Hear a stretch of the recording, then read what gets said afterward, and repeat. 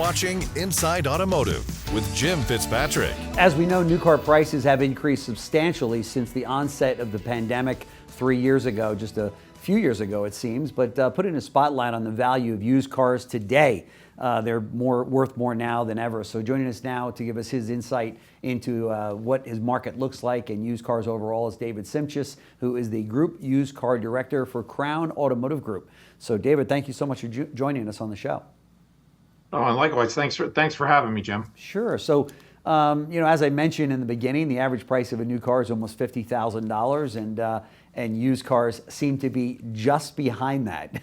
These are some crazy times we're in. Talk to us about the used car business there for your group. How's it going?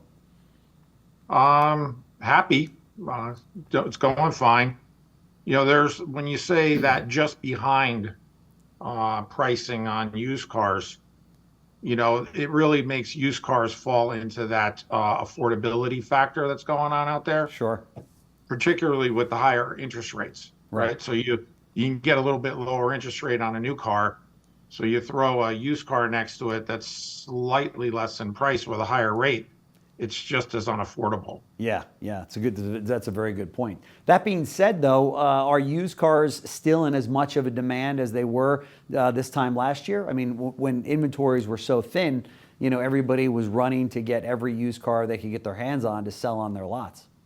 It seems a little bit softer than last year. Mm-hmm. We're staying very strong to our disciplines as far as our age, our turn time, and kind of letting it flow naturally. And naturally, our inventory has come down a little bit. Okay. Because as we look for cars to meet the affordability index, they're not as readily available. Mm-hmm. And we tend to be very disciplined with what we bring in. Sure. Speaking of which, how are you sourcing cars now? Is it the typical auction and maybe off the road, or what does that look like? Yeah, so we do very little auction purchasing. Okay.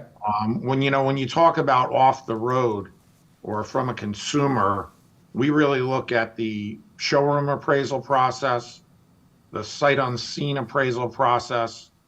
We have a service drive process, right? Those are all like buying from a consumer. Yeah.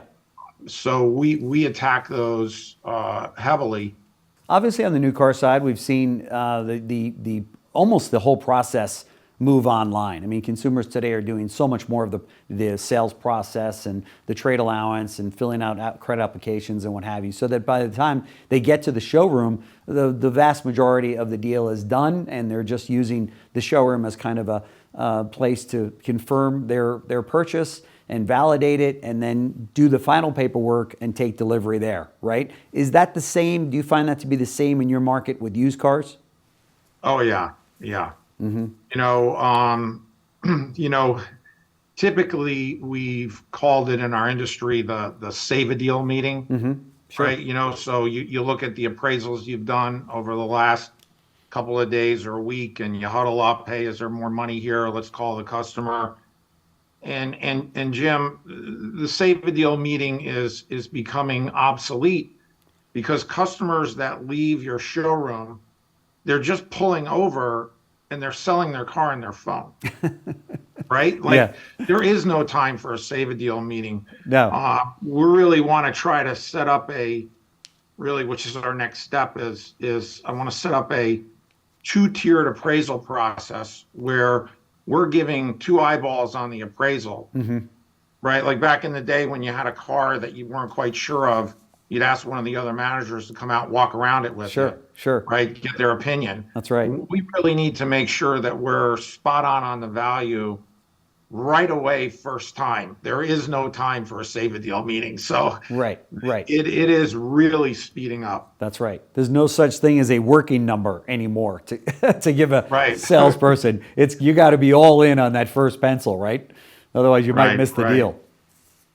I'll look at a couple of appraisals and, hey, what's going on with this deal? Oh, we're working it now. No, you're not. That's right. That's right. They took delivery already. And of course, there's been so many disruptors in the business, such as Carvana and CarMax and such that have said, hey, just pick up your phone, take a picture of your license plate, send it over, and we will give you a value for that car. And then, of course, we'll pick it up, at your home or office. Do you do things like that if in the event somebody wants to sell their car to you? Sure. Absolutely. Well, have them come, get them an Uber ride home. We'll have them come here. We'll go to them. We can give them a value. We'll also send them an app where they can, would you like to come in? Would you like us to come to you?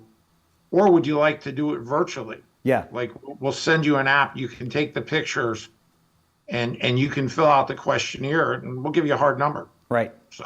Right. Out of 100 cars that you take in on trade, or maybe purchase, just that you put on your used car lot, what percentage would be EVs? Very small percent. Very small. Our Florida market is a heavier EV market than our Dublin, Ohio market. Mm-hmm. We probably flip a few more EVs here in Florida than we do in our other markets. Mm-hmm. But we look at them with the same discipline. We're going to bring them in and we're going to flip them over pretty quick. So we don't have a backlog. Very small percentage. When you say flip them over pretty quick, so there's a strong market for used EVs. Well, there's a strong market if you price it right and merchandise it properly. Mm-hmm. Okay. Well, if you've appraised them and then there's price drops or EV price wars, and you're now a little underwater on your car, right? You still have to have the discipline to price it where it needs to be priced currently. Sure. And then just flip it over and trade the next one to the market. You know what I mean? Right. I've spoken to a number of your counterparts in the industry around the country, and they said that with the average age of a vehicle being 12 years or older on the road today, they're finding a lot of cars that are coming in that are in great shape and great technology and maybe are 4 years old, but they have 90,000 miles or more on them. And they're keeping them and they're selling these vehicles.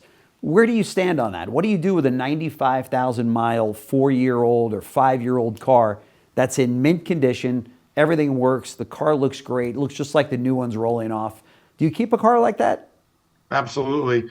Well, listen, and as you're describing that scenario, if you have an older car that's truly in mint condition, yeah, it sells probably before it hits the lot. It's really being able to determine, what that quality of the vehicle is. Sure. But I mean, we'll keep those, but we'll be careful. You have to. We have a fair amount of highlines in our mix. Uh-huh. So sometimes a Land Rover with 95,000 miles can be problematic, even if it looks mint from the outside, right? They could be problematic at 12,000 miles. Yes, sir. So says the owner of a Land Rover. Yep. So yeah, you just have to be very, very careful. Yeah. We aggressively go after every car that we can. And then once we own the car, I'm not obligated to really any particular exit strategy via retail or wholesale. Yeah. What we look at is what is the best exit strategy for value. Right. So if you find that your retail price on a car, a high mileage BMW, the BMW store, it's a tough sell. If your retail exit strategy is 20, but you can send it to the sale and sell it for 22 or 23, like what are you waiting for? Right. So we kind of have a strong wholesale operation and strong retail operation. Mm-hmm. And look to feed the beast of inventory for both. What is your take on 2024? You think it'll be a good year for the auto industry and specifically the used car division? Yeah, it's going to be a great year. It's going to have its challenges, and it's going to be extremely important to be disciplined with your inventory, mm-hmm. and with your acquisition. Mm-hmm. You can't you can't go to the auction, be the highest bidder, and then when the car ages out, bring it back to the auction and actually maybe even make money. We went through that period where that was Yeah. that easy game. Hey, give it a try. If it doesn't work, send it back. That's far gone, far gone. Yeah, there's no question. There was a time that in our industry not too long ago that used cars were actually, to your point, appreciating. So you might have $1.5 million in inventory, and by the end of the month you had 1.75 million. And you didn't buy any more cars. Hey, and when you had the luxury of some of the fleet companies stocking up their fleets, the Enterprise Hertz of the world through the auction lane, it was silly. Yeah, but we're way past that time. It's discipline and hard work. That's right. That's right. And now you've got to focus on getting your salespeople to get back to actually selling the used car versus just pointing to it and saying it's going to be gone in 50 minutes. You want it or not, right? Right. And I say Crown's a great organization. We sell everything with our Crown Confidence Plan. We recondition the cars fully. We don't have any of the additional reconditioning charges on top of our pricing. So we price them aggressively to the market from day one. Yeah. And we don't really play games with the customers when they show up. Yeah. So it's a great organization. It is. You guys have been around a long time. You do an excellent job.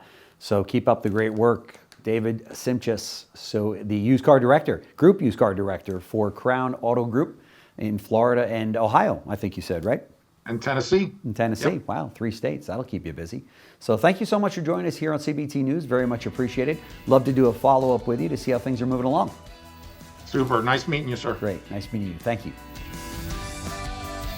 Thanks for watching Inside Automotive with Jim Fitzpatrick.